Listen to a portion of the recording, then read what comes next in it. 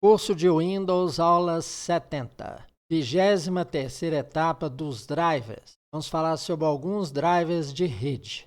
NDIS-TAPI. NDIS-TAPI é um driver de sistema que conecta drivers de mini porta WAN NDIS a serviços TAPI. Serviços TAPI são serviços de telefonia e também é um dos serviços de acesso remoto. Portanto, se você não os utiliza, pode desabilitar o NDIS-TAPI. Também existe um tipo de acesso concebido para a Microsoft, não da Microsoft, que utiliza um login único correspondente à conta de N-Drive. E não utiliza esse drive, portanto, se você não utiliza o driver de acesso e usa a senha de Outlook, de N-Drive, como entrada, você também pode desabilitar esse serviço. E isso aqui forma uma API sobre a qual você pode escrever softwares desse tipo, de telefonia, de acesso remoto. Ele,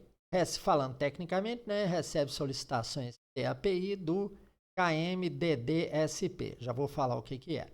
E ele chama o NDIS OID Request para rotear identificadores TAPI, correspondentes para os drivers de mini porta WAN. Então, ele joga o acesso na sua rede. A telefonia do Windows também inclui mapeador genérico de interface de provedor de serviço de telefone, TSPI, como se aparecer no modo kernel. E esse que corresponde ao KMDDSP, que permite que os provedores de serviço sejam implementados como drivers de dispositivo em modo kernel. Tá? Ou seja, você transforma aquele túnel que vai no seu provedor em um driver, porque aí você coloca debaixo das camadas do Windows e fica tudo mais fácil de administrar. Ele aparece na lista de serviços do Windows, fica tudo mais fácil. NDIS-WAN. NDIS-WAN é um driver intermediário NDIS fornecido pelo sistema, que fornece funcionalidades como compactação de dados,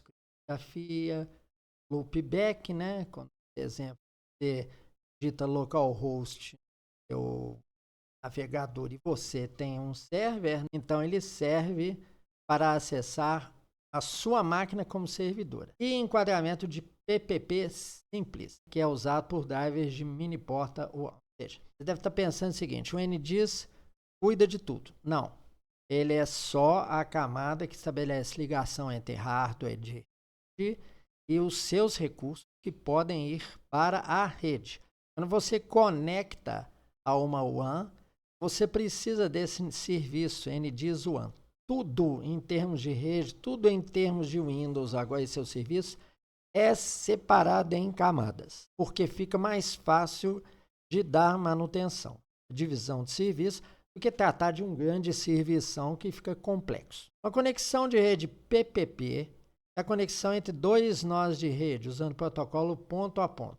PPP quer dizer Point to Point Protocol, protocolo ponto a ponto. ND-Proxy. Quando vem esse termo proxy à cabeça, vocês imaginam proxy, grandes redes. Todo mundo se conecta a um computador que serve de ponte para a internet. Tem vantagens, ele você coloca o firewall. Então, ele fornece componente de modo kernel da SPI, parte de provedor de serviços, para o WAN do NDIS, isso anterior de que nós falamos. Os aplicativos de reconhecimento de TAPI fazem solicitações desse tipo no modo usuário. Aí ele roteia solicitações para o NDPT-SP. O NDPT-SP converte essas solicitações no modo usuário em modo kernel, resumindo, e passa solicitações SPI para um proxy, desse tipo de serviço. Aí ele se comunica por meio do NDIS, aí é que cai na rede, por meio do NDIS com driver NDIS WAN. E